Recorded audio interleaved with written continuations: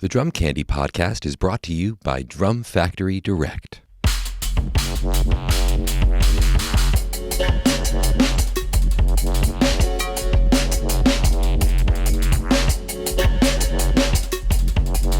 What's up, everyone? Welcome into episode 34 of the Drum Candy podcast. This is your host, Mike Dawson, coming to you from Drum Factory Direct in Pittsburgh, Pennsylvania.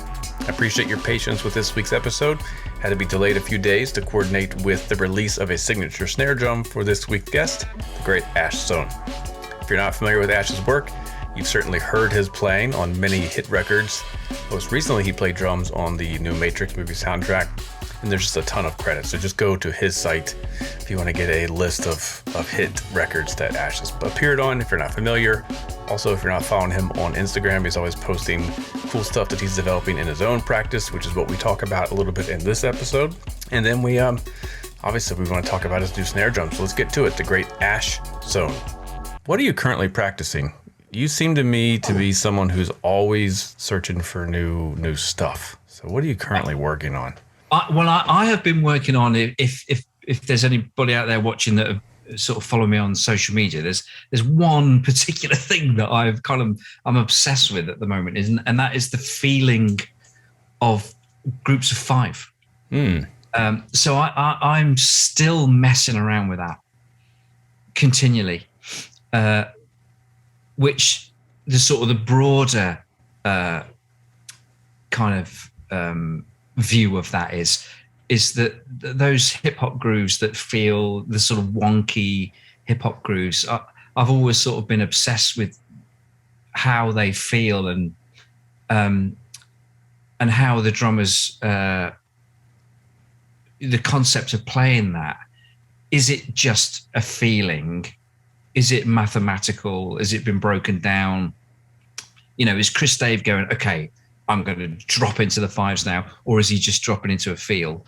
And I'm sort of currently still working on that to try and figure out what it is. I've been playing those sort of five sort of grooves so much now that it is actually starting to sort of become a feeling for me.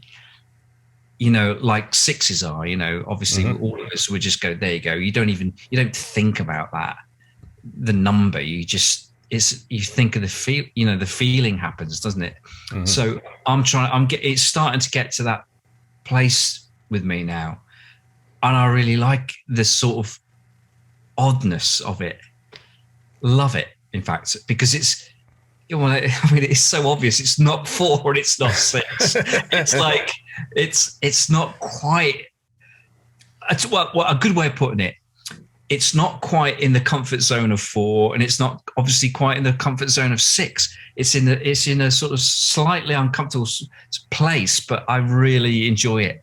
So I'm continually working on that. Is there a practical application for it, or is it just experimental at this point? Well, it's mainly experimental, but also sound-wise, it ties in as well, because I love the sounds that those drummers are getting and those producers get. So it's a sort of double, you know, a two-pronged kind of adventure. But also, you know, pop music, which is essentially I'm getting employed to play on pop songs. And what I've always said about pop music is eventually all of the sort of art that goes on with the genres of music, it gets watered down to pop music. So these grooves that sound like groups of five and they're like, what the fuck's going on here? Eventually somebody will, you know, in an absolute mainstream pop will want that sort of on their record, and a producer will go, you know, that thing when it sounds like it's a bit out of time, but it's not. You know, I can hear a producer saying it. No one said it to me yet, but I can hear at some point in my life, someone's going to go, you know, that thing, you know, where it's like, and I'm going to go, yeah, I know what you're talking about. So in a way, I am, you know, preparing for. I mean, it's already happening. You know, you can hear the influence of hip hop, you know, coming right up to sort of like British sort of pop stars. You know, if you think about the origins of that stuff to where it's happening now in the UK, for instance, it's quite an interesting journey. But you know, people listen. That's the great thing about music. You don't have to live in Philly to appreciate or play hip hop. You know, I guess, or New York or whatever. You know, it's you can be in Dublin and totally getting into it. You know, what were some trends in the past that you had to work through as well? Were there other like rhythmic trends or sonic trends? This is it. I'm old enough to sort of see the sort of pattern of sounds, especially actually, but also like feels, the way, you know, the way the 90s felt. It was where I started my sort of professional sort of journey, and then in the sort of 2000 and sort of each decade it would evolve, and I'm, like I say, I'm old enough to sort of seeing that happen and hearing that happen. It's interesting, you know, we were talking about earlier about a particular snare drum. That sound, I think, will come back round. You know, sounds seem to come back round, and maybe feels do. I don't know. I think a lot of feels. Someone said to me the other day, a producer said, "Really, there's only like 2 grooves, isn't there?" And I was like, "Well, no, there's a couple more." But what he was getting at was, really, when you're writing, you know, it's really interesting from that perspective, from producer's perspective, because what he was talking about was, it's just the sounds in his mind. It's just the sounds that change. It's actually not that's not really the feel. But of course, as drummers, we know that there's a minutiae of things that change. But you know, yeah, it's really interesting that perspective from someone from that angle. You know, saying that there's only 2 grooves. It's like, wow, if only it was that simple. Yeah, I guess you haven't listened to much African music. Exactly. So you brought up a point I wanted to bring up. So I was listening to, first of all, I didn't realize you put out an EP this year. I just found it on Apple Music.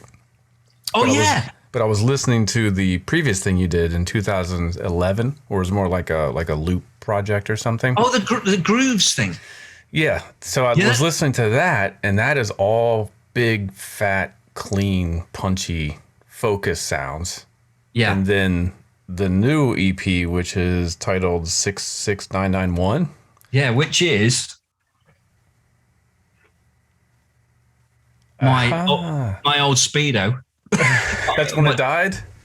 Yeah, well, yeah, it's one that died, and it died at that's the mileage it died at. Yeah. You must have rode that thing hard. But so the sounds on your EP are not that. They're very kind of gritty, still punchy, and you can tell it's you, but it's like you're going for a much more processed sound. Yeah. So what is that evolution? Is that based on the music you're playing in 2011 required that fat, clean sound versus the music you're playing now? Is it just your taste? You know, what's the combination of those things? So the thing in 2011 wasn't recorded here. That was recorded at a friend of mine's studio. That is my Gretsch night. That's my 1963 Gretsch round badge. And we just did that whole thing in one night, basically. I said, you know, I think I should put some grooves out, basically. And it was kind of long enough ago. It was before the whole sort of loop projects and people. Now there's so many things that you can get now. This was sort of the start of it, really.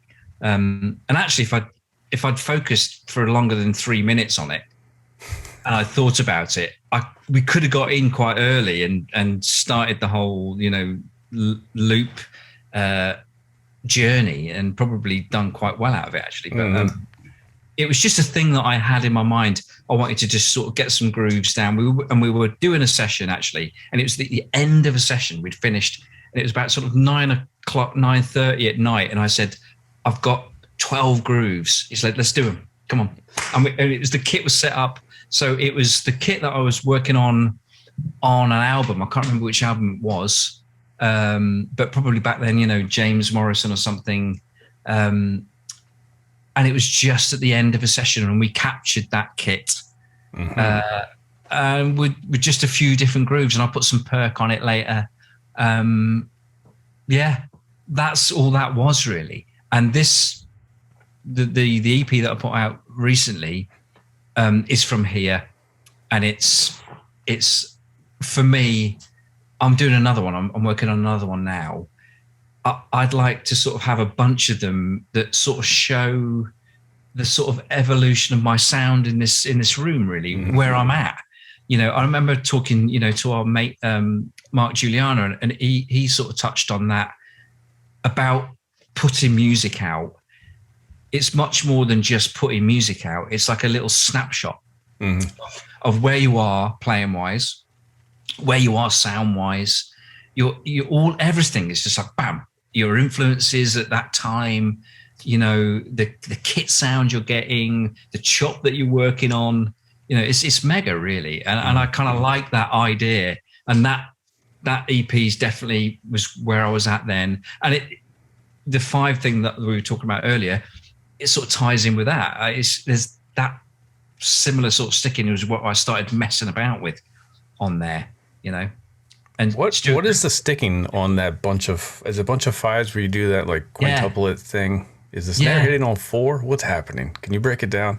I think it is on 4 actually. Okay. Yeah. It hits on 4, and then I've realised. So now, there's a couple of posts away on my Instagram that I'm now. It's sort of like a 2 and a. It seems like it's a 2 and a 4. Just like it seems like it's a straight beat, but it ain't. I've moved it around a little bit, but yeah. So I sent that groove to Stuart Copeland, and Stuart Copeland thinks I'm mad, which makes me laugh really, because like he's pretty out there. Yeah, he's as mad as it gets. You know, right? and then he did that. This was in lockdown last year. He did that. He played all that stuff on it. Bass and guitar and all that, and came up with that really sort of bonkers kind of equalizer type, you know, backing track. Yeah, love him. But yeah, that's sticking. I just sort of found it one night. I was messing around in here, and I found it, and I'm just still persevering with it really, and it's really I can't sort of I guess I'm obsessed with that, with the way that it feels. You know, it's such an unusual. Well, for me, I've been playing drums since I was 10, and I'm considerably older than that. And I guess, you know, my whole life it's been, you know, 4 and 6 and maybe 7 at a push.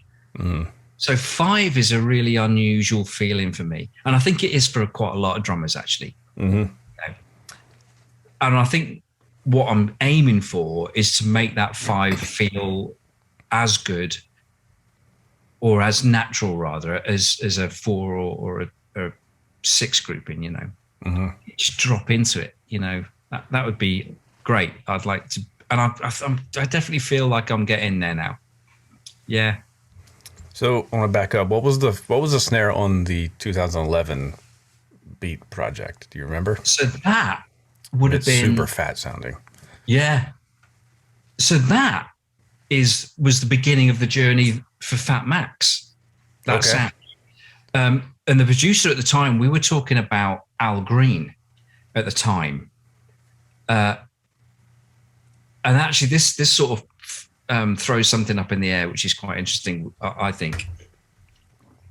Your perception of the sound when you think of a record to when you actually then you listen to it, you go, oh God, it's actually not as fat as I thought, or it's not as the snare's not as high pitched or as gated as I thought, but you've got this kind of sound in your head, you know. And we sort of came up with that sort of sound as a general sort of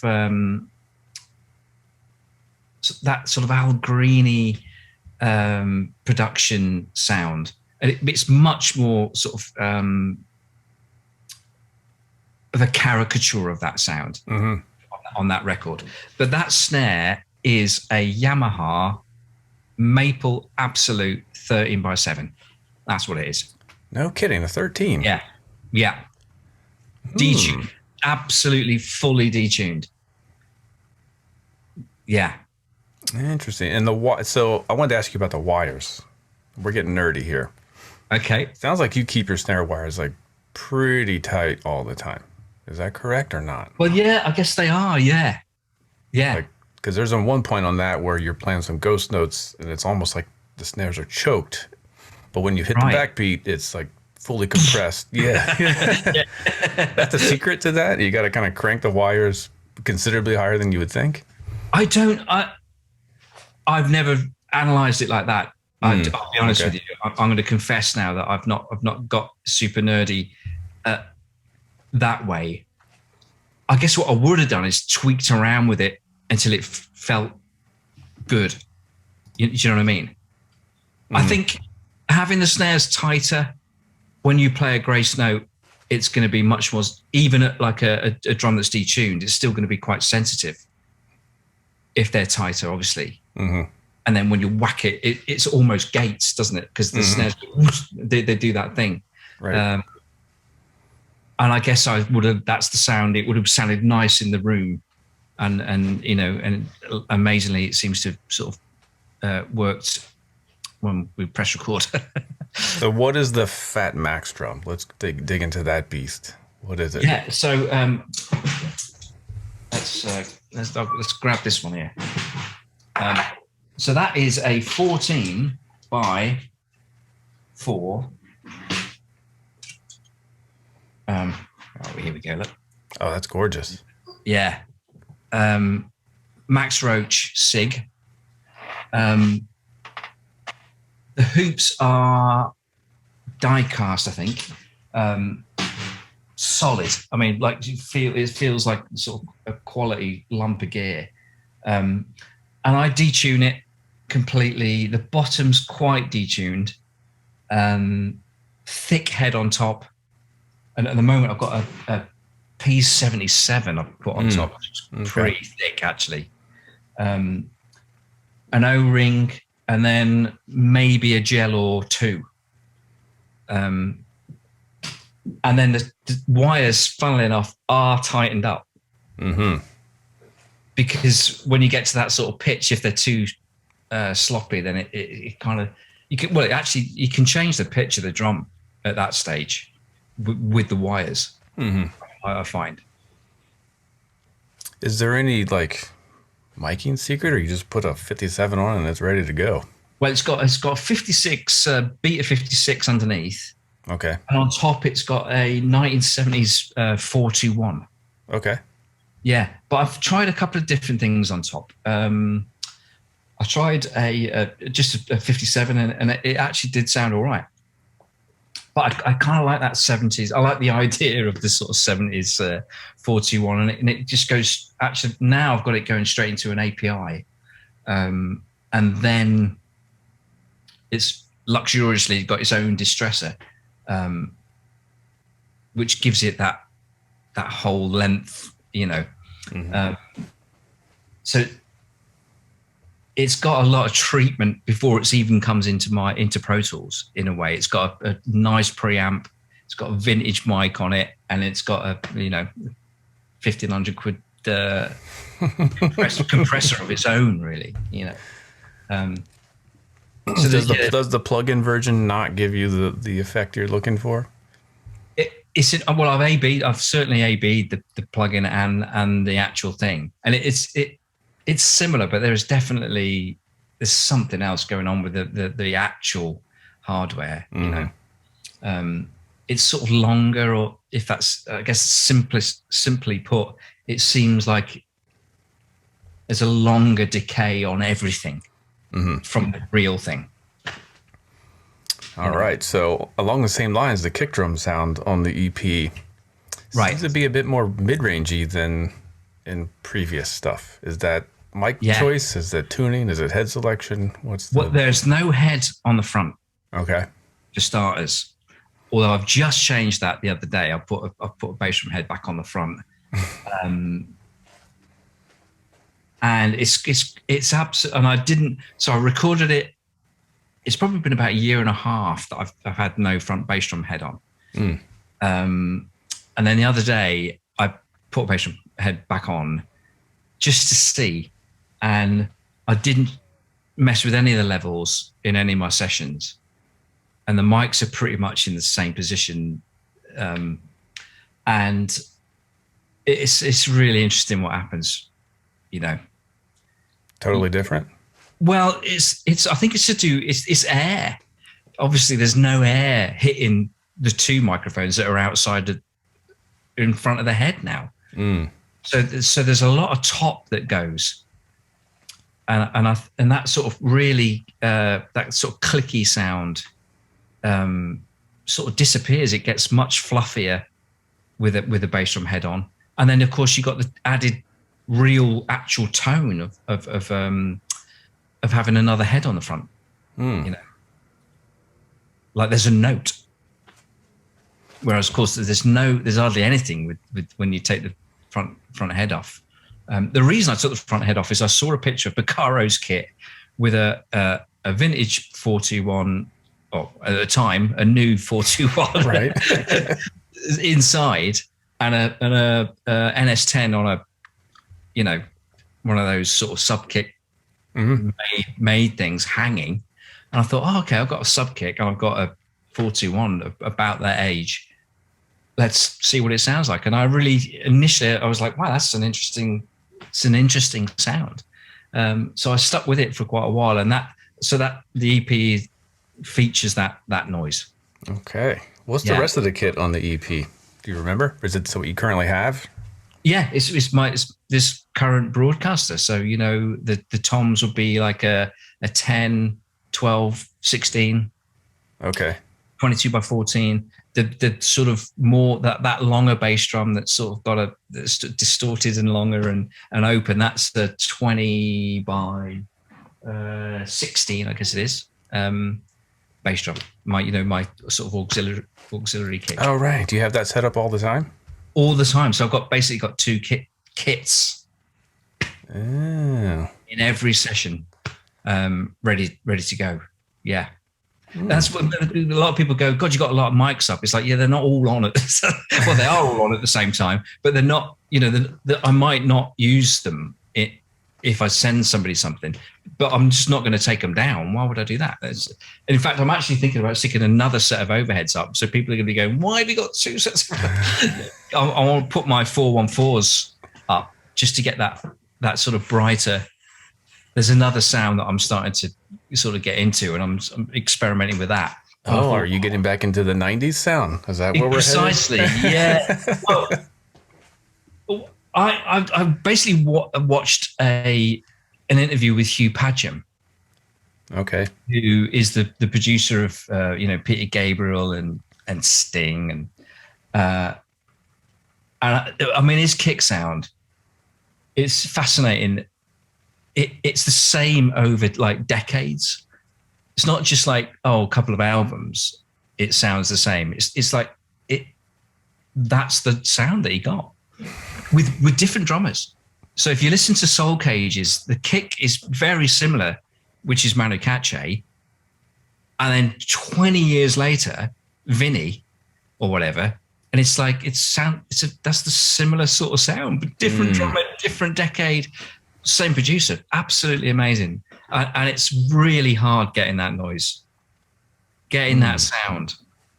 Is well, you're on the journey the same as me, Yeah, Soul Cages is some of the cleanest, coolest drum sounds I think ever made. Getting properly clean, but but also there's a lot of stuff going on. It's not like, it is a natural sound, but it's not really. There's gating going on, all sorts of stuff, really clever stuff. But the drums sound amazing. That's one of the reasons why I put a head on the back on the front, because there's a roundness to those bass drums on those records that I've not had for a year and a half, because I've had no. And can you just put it down to that? Is it just the front head? It's definitely part of it, you know. So are you going to be going back down into reverb world here? Well, I have done actually. The last couple of days I've been putting a bit of verb on. You know. All right, so you're right. You know, full circle. some of those tricks those dudes did, though. I mean, it's absolutely amazing. You know, when you start going in on it on the mixing, you know, compressing the bottom of a snare and turning it up, and it's almost louder than actually the top, and he's like, why is this? What's that beautiful length to that snare drum? You're trying to figure it out. Is it the overheads? Like, where's that really nice sound coming from? And then you start, you go in on, if you're lucky enough to listen to the individuals, you start realizing, oh God, they've turned the bottom up. They've done some stuff to the bottom to make it, and it's all of these. There's so many different tricks that, you know, we've all got to learn, you know. And it sounds like on your EP you were going for a lot of stuff. Like there's a distortion channel happening. Like what do you got going on there? The crunchy thing I really love anyway. I've got 3 different crunch mics in my studio now, and you know, let's to be realistic, you know, one of the reasons that I'm doing that is because, you know, my actual job is obviously not experimenting and putting stuff up on Instagram. I wish it was that, but you know, people, when they're asking me to actually play on some stuff, they need a selection of sounds to sort of work on. And let's face it, you know, the sort of crunchier sounds, it's everywhere in music now, and people want it. So I give them a few different versions of that, you know. So the phone, you know, people laugh at this phone mic, but it's absolutely brilliant. You know, that sound just tucked in there. It's really cool. Is that the real small distortion that kind of pokes through on some of the tracks? Yeah, there's some of that. That's also that I'm using a particular plugin on that on another mic, which does that, which is like a sort of what do they call it? It's a keyboard thing that where it sort of changes the you know, like sawtooth and okay. What is that? I can't remember what they actually call that, but it sort of changes the transience of a synth, but I put it on a mic. Oh, cool. So it's, and that is, I think they call it bat wing shape is the one that's got that sort of. Yeah, that's the one I was hearing. Yeah. And it can sound really cool on the hats, you know.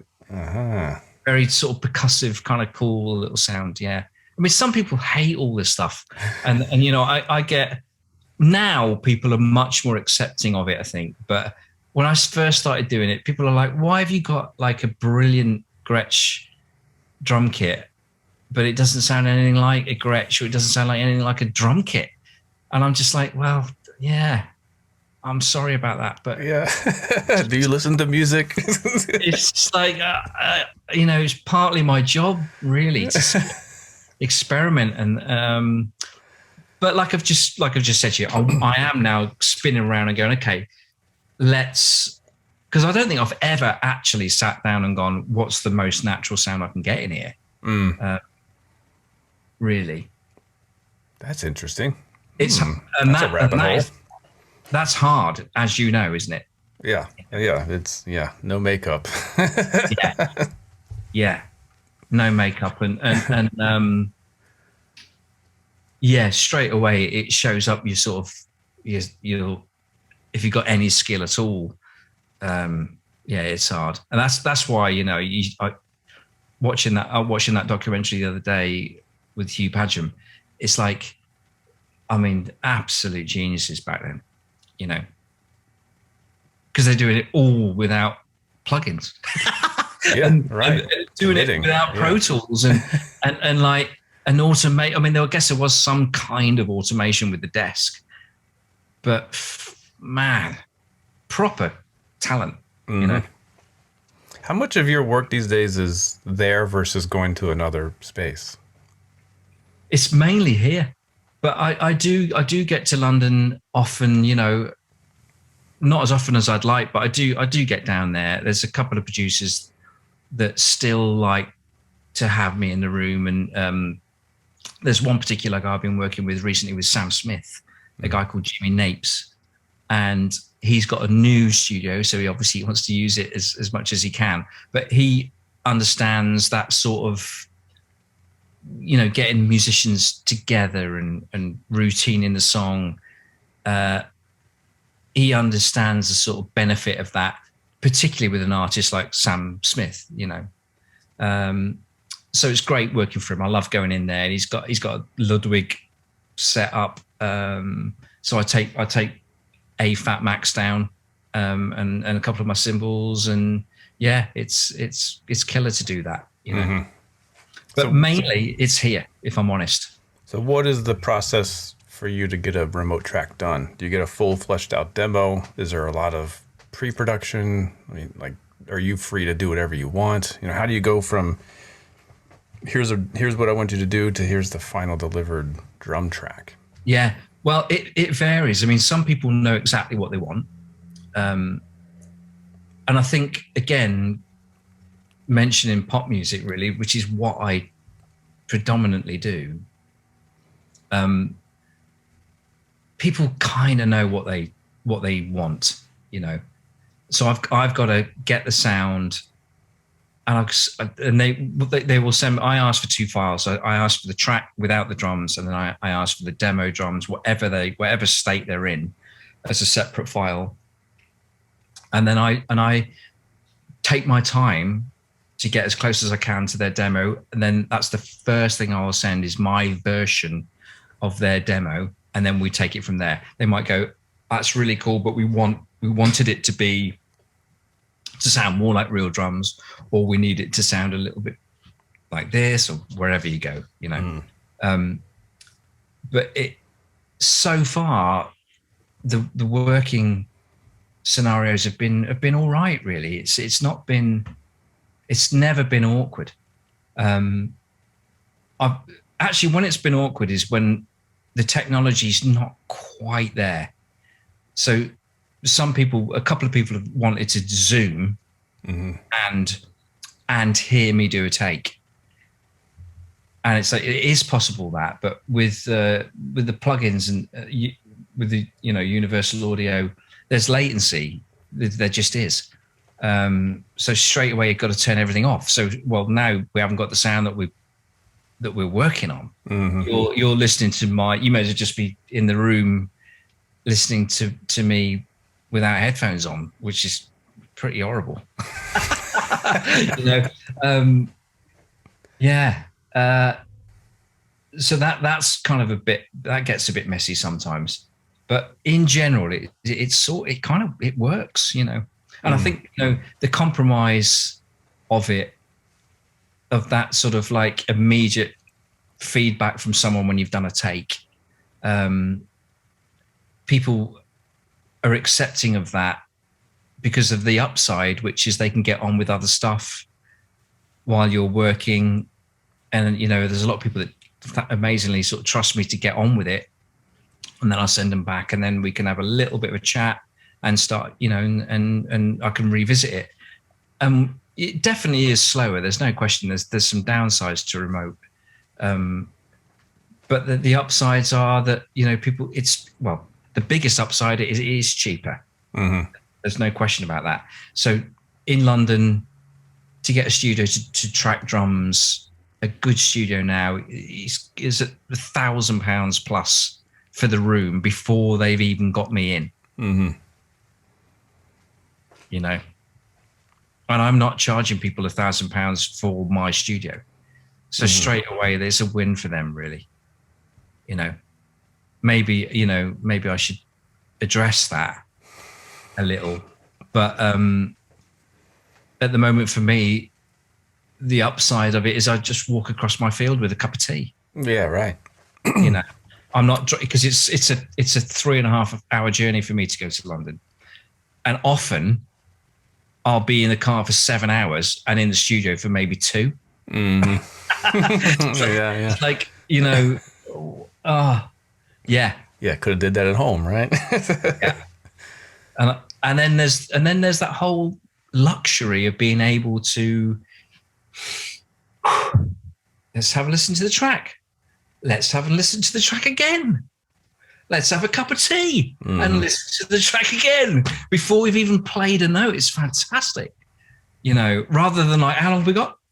Okay. Can I hear it one more time? Well, which bit do you want to hear? Can I hear all of it? Oh, okay, if you must. It's that, you're sort of frantically sketching out a kind of, a little cheat sheet to try and get you through the first couple of takes. None of that happens here. It's like, this is amazing. And I can live with the chorus for a while and go, okay, what am I, do you put a time limit on yourself so you don't spend 12 hours on one song? How do you keep yourself from going crazy with it? Yeah, well, I mean, I think I've never really thought of it like that, but it seems, realistically, I'll give it a certain amount of time. Recently, I did another track for someone, and they're particularly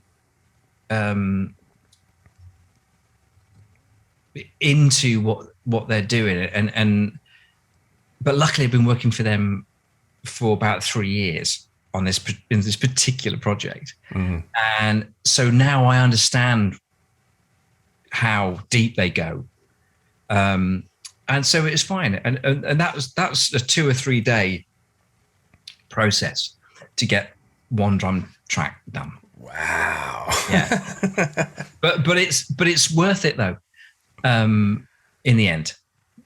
So was that a sonic thing? Was it performance? What was the process? Bit of both, actually, but mainly performance, because they wanted to. Well, they had a brilliant kind of easy drummer programmed performance that on the demo. And they really fell in love with it, which often happens. So they wanted it as close to that sort of sonically, but feel wise, and it was really particular. So it took like I say, it actually did take 3 days, but it's going to be great, and hopefully I'll be able to talk about it properly in January when it comes out. Okay. Actually, when maybe this comes out. That's true. So I see you've got a room full of snare drums behind you. Yeah. What are your, 3 or 4 most used drums? Well, that's certainly that broadcaster Max Roach thing I use a lot. Yeah. There's a prototype Gretsch that I have that I use quite a bit too, which is a Purple Heart 12x7. It's not a prototype anymore, right? It's their signature drum. Well, I guess the cat is out of the bag. It is, it's coming out on the 10th of January, and I'm very, very happy about that. It's been a while coming, but I've been using that a lot because I just love the sort of tone of it, and it's quite a versatile drum when you start adding dampening and detuning a little bit. It's got great crack to it, and also lovely an unusual sustain to it. I love it, and I'm very much looking forward to it being out there in the wild and see if people see if people like it. Now those are very extremely different sounds. That's kind of the uppers and the lowers. Yeah. Do you avoid the middle? Oh no, I've got a couple of middlers. Okay. But I've got a lovely 1976 Supraphonic, which I love. And that does a lot of, well, can do both actually, can't it? If you think about it. But is that the 6.5 or the 5? It's a 6.5. Okay. Yeah. And I've also got a Acrolite, which is a 5.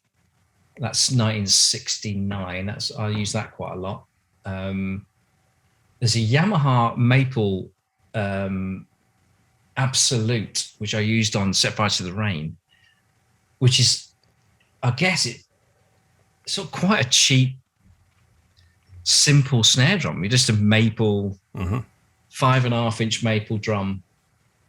But there's something really cool about it. It's like, I love it. That gets used quite a bit. That's lovely in MIDI as well. There's a few things around, but mainly, I mean, it's mainly Fat Max that gets most of the action, really. So how do you decide which one to start with? I'll listen to their demo and see where they're at, and then just try and think of a sound that I've got in the room. I've got 50 snare drums, I think, in here, so there's a good chance we could get close to it. And I'll stick something up. I actually put up, funnily enough, I put a brass 13x7 Yamaha put up today. And I thought, God, I haven't heard this for a little while. I wonder what it sounds like. And it was really nice, actually. You know, because you just get set in your ways, don't you? That you play. There's another drum, actually, which I've completely missed out here, which is I've got a Bermuda Sand round badge, 50s round badge, 5.5, which I use on. It's all over that EP. And that gets a lot of action. That is a bit more mid if I want it to be. Yeah, but there's a lot of noises in here that I can just get off take them down and put them on and just see, you know. As you know, what's always fascinated me about recording is you'll play a drum in the room and you listen to it and you go, okay, that sounds like that. And then you stick it on a stand and put a microphone on it and not doing hardly anything to it. And then you listen back to it, it's like, wow, I didn't hear that. Yeah, I didn't hear that sustain, or I didn't hear that note, or I didn't hear that the bottom, you know, or whatever. It's like, I love the whole process of recording because of that. So what is the 12-inch signature drum give you sonically? So as we were talking earlier about, it started my whole journey into sort of Purple Heart. A friend of mine, a guy called Gary Noonan, made some Purple Heart snare drums in the early 90s in England. And I think actually, for the record, I think he was the first drum manufacturer in the world to use that wood. And at the time, if you think about the early 90s, Steve Jordan was playing Brady's.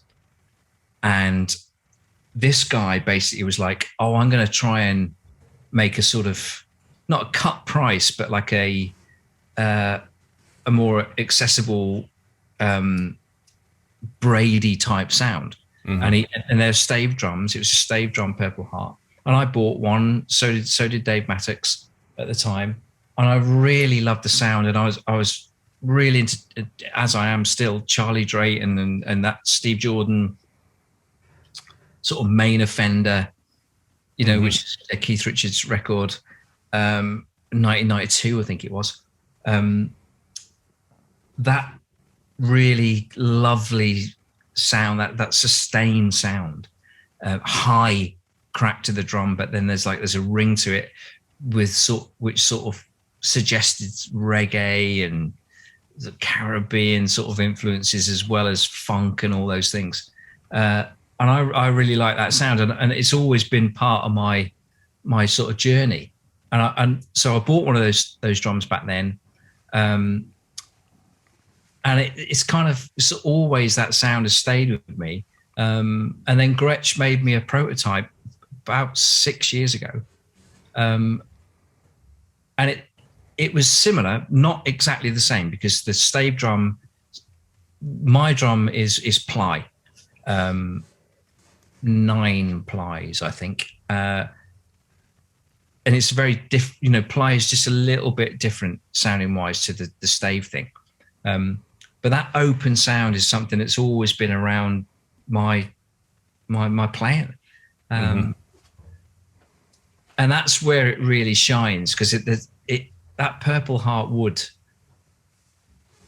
I was talking to another drum manufacturer, and he was saying, like, this whole thing about, oh yeah, I can tell the difference between a 5.5 birch and a 5.5 maple with an O-ring on. It's like, no, you can't. I mean, you really can't. Thank you for saying it. I'm going to stick my hand up in the air. I'm not sure if I can tell the difference between metal or wood sometimes. I've gotten it wrong many times. It's really difficult. But there's no question when you hear a wood like that, it's so unusual. It's like, okay, well, it's certainly not, excuse the pun, run-of-the-mill kind of snare sound. It's like there's something slightly exotic going on. And I really like it for that. It's a brave sound. Does it ever scare anyone when you put it up? Like, oh, I don't know about that sound. Yeah, some people don't like it. I used it on a track with Corey Wong and Ariel Posen. It's called Spare Tire. Actually, they put it out in the end.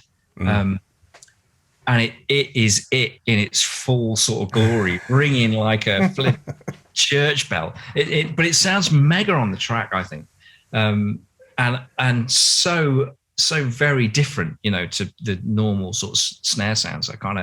I remember hearing Charlie Drayton back in the day, and Steve Jordan at the time, and thinking, in my early 20s, going, wow, what a snare sound! That's like, it's a massive departure. That, yeah. And I really like the sort of difference of it. And it's got that. Some people are going to hate it, but I think some people are going to go with this, for the money. I'm not sure, by the way, what it's going to be. But for the money, I think someone might go, it's worth getting one of those and sticking it in the collection. You'd never know, Yeah. So you mentioned Charlie and Steve and Manu Katché. Who are some of your other biggest influences as far as studio sounds? I mean, obviously, Gadd, which is, Fat Max is a sort of like, a steroids version. Yeah, it is. Of Steve's sound, like a sort of caricature of that Gadd sort of noise. We all love that sound, I guess it would have been a 400, wouldn't it? Yeah, I don't know how he got that sound though. It's still kind of. Well, I remember playing one of his snare drums. It was. I'm very lucky to know one of his techs that lives in the UK, and he just had one of his snares at his lockup, and he said, "Oh, this is one of Steve's," and I took it out of the bag, and put it on a stand and played it. And I didn't sound like Steve Gadd. It's like, okay, that's amazing. It's a lot to do with him, really. I think it was like a coated. I think it had a coated pinstripe on it or something like that. But it obviously he makes it sound like that.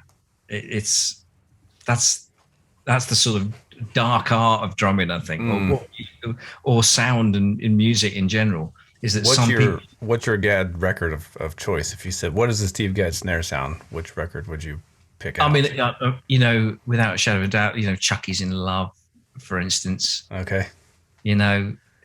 All of those things of that period, really. Asia and yeah. And also Jeff around that time as well. Beccaro, his sound was very different because Steve, my sort of thought when I think about Steve Gadd hitting the snare drum is he hits it in the center, but not really necessarily with a rim at the same time. And if I think about Beccaro, he always hits, in my mind, he might not have done, but the way I perceive him playing is that he's hitting a rim shot each time he does a backbeat. So it's a very different sound, even if they're playing the same drum, you know. Yeah. Are you more of a dead center player, or do you do both? I'm both. So if I'm hitting a higher drum, it will be a rim shot, still in center, hopefully. With the Fat Max thing, absolutely no rim shot ever, because it doesn't sound great really, but always in the center. And I was very, very lucky to meet Andy Newmark. I was playing with a British band called Squeeze that Andy had played with, and we were off to America to do an American tour, but we stopped for a week or 2 weeks in Bermuda, where Andy Newmark was from originally, and he'd been on tour with Eric Clapton. Something had changed, and he wasn't on tour with Eric anymore. He decided to move back to Bermuda, and he was running a club. Oh, wow. Yeah. And he was booking the bands basically for this club. It was called the, I want to say, something like, it's literally something like the Beach Bar or Beach Club or something like that in Hamilton. Tiny little music venue. And Andy was booking the bands. And so basically any band that he'd worked with or got any connection with from the UK or the States would end up doing a week or 2 weeks at this place. And it was fantastic. We were put up at a really fantastic hotel. And it worked for Squeeze because we did, basically it was 2 week warm up before we did an American tour. Okay. And anyway, I got to hang out with Newmark for a couple of weeks in Bermuda, where, you know, there's an album that he recorded with John Lennon called Double Fantasy, which is Yoko one side and John's songs on the other side of the EP. Double Fantasy is a flower that grows in Bermuda. So that's where the songs are written, and I think they possibly recorded them there. Anyway, we got chatting about, you know, Lennon and his time working with Lennon, and he said something to me. I would have been 28, and he said, "You know what, man?" He goes, "Back in the day, we never hit the rim in the 70s." He goes, "We never hit the rim in the 70s." I don't know if that's true or not, but that's what he said to me. And at that point, I'd never tried to not hit. This was the 90s. Yeah, it's all rim shots. It was all, you know, that sound. It's like, it's all and I like, so that was an interesting concept. Someone saying that to me. And I thought, I'm going to try doing that. And I said, why is that? And he said, oh, you get a fatter sound if you don't hit the rim. And I was like, hang on, Ash, pause. Andy Newmark has just dropped a nugget of gold on you. What are you going to do about it? So I started experimenting with not hitting the rim from then onwards. And it was difficult because, you know, I'd had sort of 20 years of my life or whatever just playing like that. But then I started to understand what he meant when it was certain tunings, fatter tunings with certain heads. If you hit it in the center, you get a tone like no other, really. And that's what he was referring to. I now know that. Now I'm 52 years old. So were you trying to do this live or just studio where you hit dead center? Or did you change it all? Both? Both, yeah. So I started doing it in that club, funnily enough, probably a couple of nights after he said it to me with that band and probably with varying sort of degrees of success. But it was just a concept of like, okay, wow, I'd never even thought like that. Mm. It's amazing, isn't it? You know, just those little nuggets of gold from people like that. You know, amazing. You know, maybe I'm remembering wrong, but I feel like he always had his snare drum angled at him pretty steeply, so that would keep him from hitting. Was he? It's traditional, I think, Ronnie Andy. Oh, I don't know. Or maybe I don't know. Misremembering. Don't know. Man, he's someone that I feel like that over time we've forgotten about how great he was in the studio. He was absolutely fucking exceptional, and still is. And you know, there's that whole period of time that, you know, people have, because these guys don't talk about it. They're not on social media. They're not doing this. You know, I spoke to Andy a few months ago, and I'd love to do something like this with him, because I just think it's like, we need to listen to what those guys are saying. You know, the Marotta brothers, Gadd.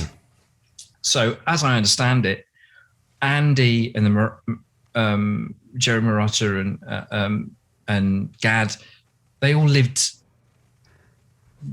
certainly in New York at the same time, and there's a possibility they might have even lived in the same house at a certain time. You know, and then they were all in that scene together. And all those ideas and all this stuff that we all talk about was going on with those guys, and they were sharing that stuff, you know. And Andy was definitely part of that. And there's a couple of records. There's a Freddie Hubbard record called Windjammer, which has got Gadd on it and Newmark, and you can barely tell the difference between the two of them. I don't know that record. That's cool. Yeah, they're both on it. Well, Newmark sounds a lot like Gadd, actually. Gadd still sounds like him. But, you know, Newmark was obviously, without question, was obviously fucking hanging out with him. You know, it just sounds like it. Amazing. Any other drummers we should be checking out that we might have overlooked over the years? Over the years, I mean, well, Frone is one I always have to flag up here. Being a British drummer that did so well in America at that time, I think Steve's got he's a special man, but he's got a special sort of personality and approach to the drums. I think he's Questlove's favorite drummer, and he's Steve Roney. I think that makes sense. So are you into the Average White Band era or the Tom Petty era, or both? Well, both. So I've got a gig this weekend with Hamish Stuart from the Average White Band. Nice. And it's really through Hamish that I met Steve, really. And then the Gretsch thing, it's all, you know, the planets collide in the end, and it's multiple sort of angles. But so all of the stories that I've heard from Hamish about Steve, you know, are just buried in there. He's a special drummer. There's no question about that. Yeah, brilliant. He's got a distinctive left hand, I would say. You can tell within one note. It's just his approach to time. It's like, he's got, I think you say it, he's got big cojones. when he plays a groove, it's like there's no question, you know, that is where it is. You know, it's so fabulous. Yeah. So Newmark, him, Andy, funnily enough, lives here. Steve, I don't know if he lives in California, but he certainly lives in the States. Other guys that we should be flagging up. I tell you a drummer that hardly anybody talks about it, and I'm just waiting for an explosion of somebody sounding like him. Richie Hayward. Good call. I am not that familiar with him, but every time I see a clip or hear a track, I'm like, what is going on here? It absolutely mega. And you know, it's all of the stuff that everybody really likes, but he's a drummer that no one sort of brings up. I mean, what a feel, you know. Little Feat. I mean, unquestionable kind of pockets every time. Mm-hmm. You know, amazing. God rest him. But yeah, so that's one that I very, very rarely even hear anyone say it. You know, lots of drummers from that era, their names just keep popping up all the time. But Richie doesn't really get much of a shout. So I'm flagging him up as well. That's a good call. Yeah. I guess if you're not a fan of Little Feat, did he do much else? I mean, I don't think he No, did much not else. really. Although I did see him with Clapton at the Albert Hall. And I think he lasted 2 gigs. And I'm going to sort of be a bit controversial here. I think he had too much fucking feel for Eric. I think he freaked him out. It's like, no, that is actually the thing that you're aspiring to be. I remember watching it going, fucking hell, this is unbelievable. So yeah, I saw him with Eric Ritchie. Yeah. Interesting. Yeah, I can't imagine that. I mean, my memory of Ritchie was he's a big guy too, right? Yeah. Yeah. Big guy, intimidating big drum, dude. Yeah. Big drum kit. Fucking fantastic. I mean, that sort of, talking to Stanton, who I adore, that sort of New Orleans, that kind of gumbo, whatever you want to call it, that funk, the sort of like just that fantastic mix of musics.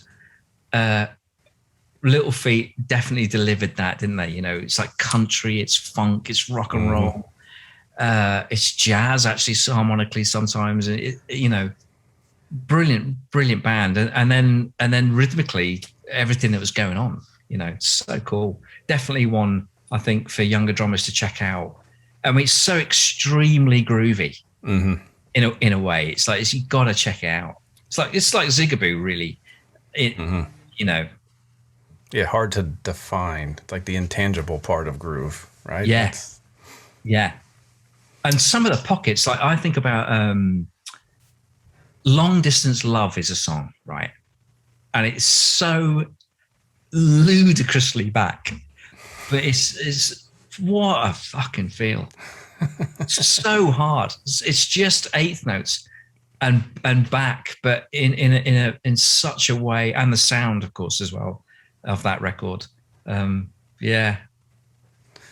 Well, I'm going to be listening to some Little Feat. Thank you. Yeah. All right. Last question. I'm bringing back my original question from this podcast since I haven't asked this from anyone in the UK, I don't think. What was your first snare drum? Wow. My first snare drum would have been a Premier Olympic 14 by 5 steel. Probably. And what was the Olympic series? Was that like the entry level or what? Yeah, sort of the sort of cheaper level. I wish I had that drum kit still. It's concert toms. Yeah, brilliant. Why'd you get rid of it? It was just too old for you? It was gold. It was like satin gold. And I think that was my first kit, and then my next kit was that was when I was like 11 years old. My next kit was when I was 17, and I bought it myself. My parents amazingly bought me that drum kit when I was a kid. And then the next kit, I saved up my own money and I bought it. And it was, so that would have been 1987. And I bought, it was a gun metallic gray Grand Star Tama. Everybody in the 80s had to have the Tama. That was the vibe, huh? I had the rack and everything. And the reason I really wanted to play Tama was because, I bought Tama, was there's 2 drummers, Phil Gould from Level 42. Okay. Was playing the pink version of that drum kit. He said it's not pink, it's rose or something they call. And Copeland, of course. Oh, Copeland, right. The Tama thing. And I'd always, and I still do, he's one of my, I could talk for hours about that fella. And those two drummers really, I was like, okay, let's do this. Let's get Oh, also, actually, Gary Wallace was playing with. He was a British drummer who was playing with. What's that big? Pink Floyd. He was playing with. He was on the road with Pink Floyd, and he also had. I don't know if he had a Grand Star, but he certainly had that 87, 88 Tama kit. And I thought I've got to do this, and I loved it. I loved that drum kit, and I had it for quite a few years. I think I had 8, 10, 12, like 16, 18, whatever. Yeah, I went Seems for it. So wrong for you now. It was so wrong at the time, and I've got a couple of those cymbals. I've still got them actually. That I bought with that kit. Yeah. So has any of your snares survived over the years from that era? 70s, 80s? No, sadly not. No. And there's a couple that I miss, actually. With that kit, I had a 14x8 piano black lacquered Artstar 2. Of course. And I wish I had that now. Mm-hmm. That was an absolute killer. But that went, I don't know where the hell it went to, but it went. Yeah. All right, anyone finds an 8x14 Artstar when piano black, you can send it over to Ash's studio. Got your early Christmas present here. Actually, this is coming out after Christmas, so. Well, that's it, man. Thank you so much for sitting down and nerding out with me and humoring me with all these super dorky questions. Yeah, sorry about my swearing, but it's late. We're all adults here. It's all good. Maybe you can beep them out. That's it for this week's episode. Hope you enjoyed my chat with Ash. We will be back to a Friday release schedule starting next week. Appreciate your patience with this one. Just a special release. Wanted to make sure the timing was right. If you enjoy the show, please head over to iTunes, wherever you get your iTunes. Does anyone use iTunes anymore? Spotify or Apple Music, wherever you get your podcast. Drop us a nice review, 5-star rating. That would help spread the word. And we'll see you next week. Have a good one.